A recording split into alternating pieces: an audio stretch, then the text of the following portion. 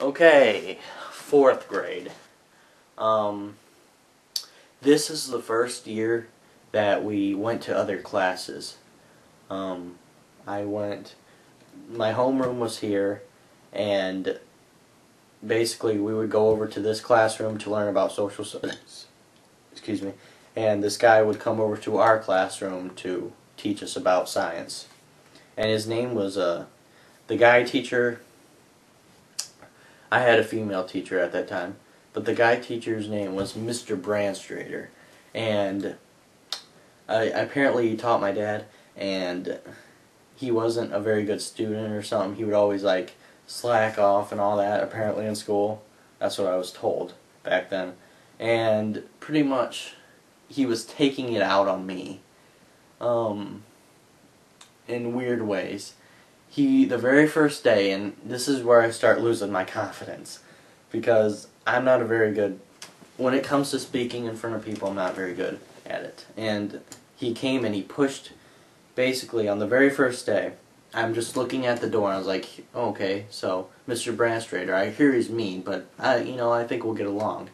And basically, the door opens, nobody's there, and the stroller, his tray, it's like a double stack tray. It's on wheels, and he pushes it in, and it just slides in. And I was like, okay.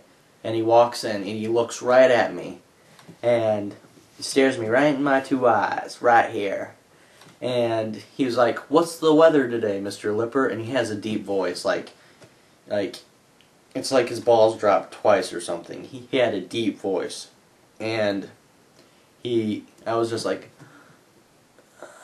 I looked out the window. I was like, It's sunny today. He's like, "What's the temperature?" And he would ask me all these questions about the weather.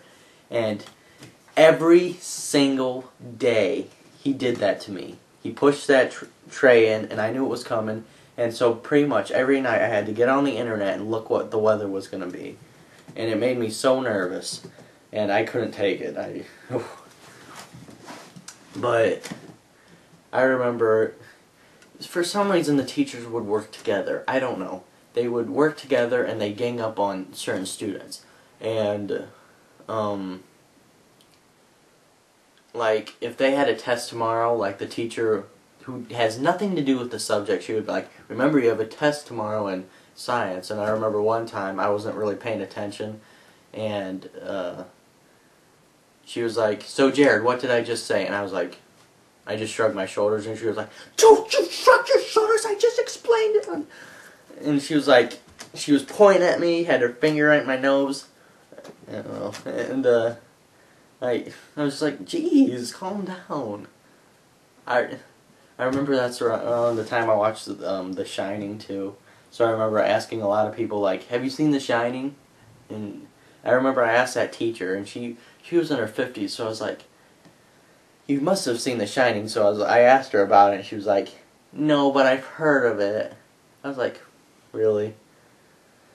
Anyway, I remember one time she tripped over the cord to the projector, and the cord was wrapped around my desk. I don't know how that happened, but she tripped over the cord, and pretty much I see her going like this. She's about to fall forward, and she's trying to catch her balance, and I'm just like, what is she doing? Is she dancing? And the cord was wrapped around my desk, and it started moving my desk. I was like, "What's going on?" And she fell, and everybody got up and like scrambled over to her. Yeah. Anyway, trying to think of what else. This is the last year at South Main School. By the way, the year after this, I go to 5th grade, which is in a whole different town, because that's how the system was set up. And yeah. Anyway, South Main was pretty good. I don't know if I ever said, on the first day of school, I remember I held on to my mom. I did not want to go to school, and I had to go by myself. Usually she used to take me, like drive me to school, like in preschool, but the first day she didn't. I had to take the bus because she had to work then.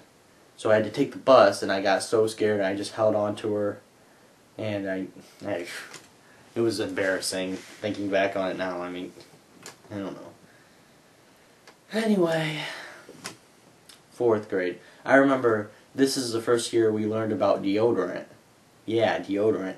We watched a video, a cheesy like 1994 video on deodorant and cleaning your teeth and, you know, putting on that stuff under your armpits. I remember they handed out these little things of high endurance deodorant. And I remember back then it had this real standard text back then, you know, it was only a couple of years ago, but for some reason they changed it quickly like that. But anyway, they handed out these little mini sticks of deodorant. And I remember during the video, I was in Mr. Branstrater's class, because that's where we went over to watch the video. And the guy said something in the video that was so funny to me. And I couldn't stop laughing. I was just like... I was just like trying to cover up. I would like get over it and I would try not to think about it. But as soon as I thought about it, I was cracking up again. And Mr. Branstrater, I think, blamed one of the other kids. He thought he was the one laughing. And I was like, oh, sorry, guy. But, I don't know. 4th grade. I think there was like a rumor that there was a hole that you could look into the girls' bathroom, like at one of the toilets. And I remember like looking for it one day. And I actually saw it and I was like, what the heck? This is real?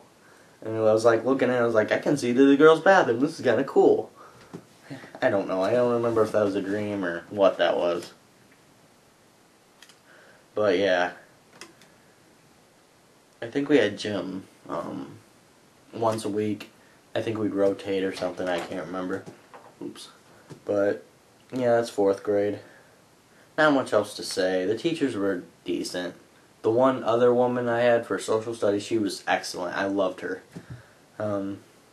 Branstrater, he was fine. He was a nice guy. He just, I don't know, I'm paying for my dad's mistakes. But anyway, that's all I got to say. I'll see you all later, and bye-bye. See you all later. I'll stop pointing.